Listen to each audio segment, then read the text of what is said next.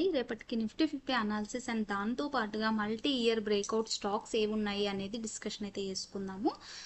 So first Nifty 50 చార్ట్ని మనం observation చేసినట్టయితే ఎగ్జాక్ట్గా మనకి 23,822 లెవెల్ ఏదైతే ఉందో అది ఒక సపోర్ట్గా యాక్ట్ చేస్తూ మనకి ఈ జూలై మంత్ అంతా కూడా మొమెంటం చేస్తుంది.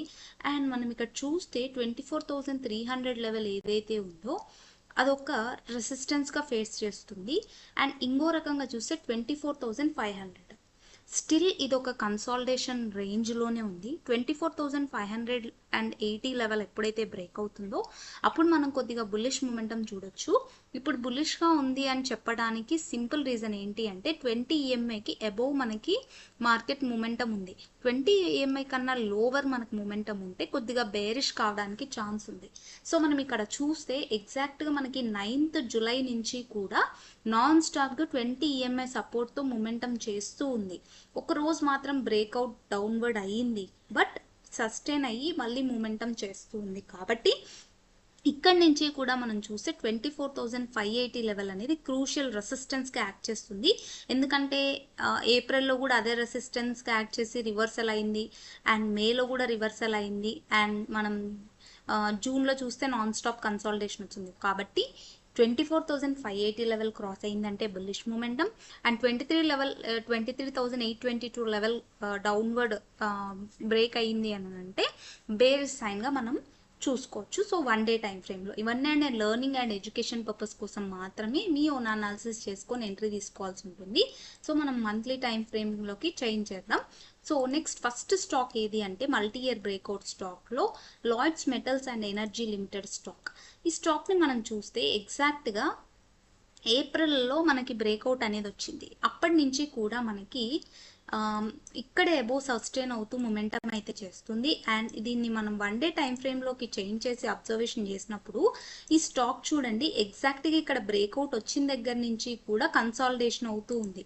సో ఇలా కన్సాలిడేషన్ అవుతూ ఉంది అంటే అది మనకి అబోవ్ మొమెంటం ఇక్కడ ఎంతైతే కన్సాలిడేషన్ అవుతూ ఉంటుందో అంత మనకి హై మొమెంటం చేసే ఛాన్స్ ఉంటుంది.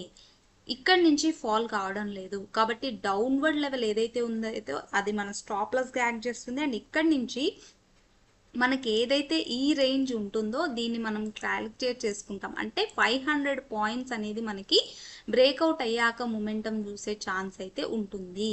కాబట్టి ఇక్కడి నుంచి 500 పాయింట్స్ అనుకున్నా కానీ మనకి రేంజ్లో సో అబోవ్ లెవెల్ వరకు అంటే అబోవ్ లెవెల్ ఏదైతే మార్క్ చేశానో అక్కడి వరకు మూమెంటం చేసే ఛాన్స్ అయితే ఉంటుంది. కాబట్టి ఇది మీ వాచ్ లిస్ట్లో యాడ్ చేసుకోండి. అండ్ దాంతో పాటుగా ఇంకో స్టాక్ ఏది అంటే హిమాద్రి HSCL స్టాక్. దీన్ని మనం ఫస్ట్ మంత్లీ టైం ఫ్రేమ్లో అనాలిసిస్ చేసుకొని అబ్జర్వేషన్ చేసినప్పుడు ఎగ్జాక్ట్గా మీరు ఇక్కడ చూస్తే ఈ మంతే బ్రేక్అవుట్ అయ్యింది. పోయిన మంత్ సస్టైన్ కాలేదు క్యాండిల్, బట్ ఈ మంత్ మనకి బ్రేక్అవుట్ అవుతుంది. కాబట్టి దీన్ని మీ వాచ్ లిస్ట్లో యాడ్ చేసుకోండి.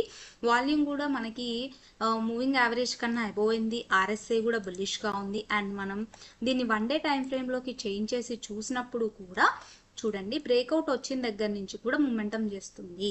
కాబట్టి ఎప్పుడైతే పుల్ బ్యాక్ వచ్చిందో అప్పుడు ఎంట్రీ తీసుకోవచ్చు. అండ్ ఈ లెవెల్ లోలో మనం స్టాప్ లాస్ పెట్టుకుంటాము. అండ్ అబోవ్ ఏదైతే మనకి రేంజ్ ఉంటుందో ఆ రేంజ్ క్యాలిక్యులేట్ చేసుకొని అబోవ్ మన టార్గెట్ని ప్లేస్ చేసుకోవచ్చు. లేకపోతే మనం ట్రైలింగ్ చేసుకుంటూ కూడా వెళ్ళొచ్చు. సో ఈ స్టాక్స్, ఈ 2 స్టాక్స్ అండ్ నిఫ్టీ 50 అనాలిసిస్, ఇది కాక మీరేమైనా కొత్త స్టాక్స్ ఫైండ్ అవుట్ చేస్తుంటే కామెంట్ చేయండి. And thank you so much for watching my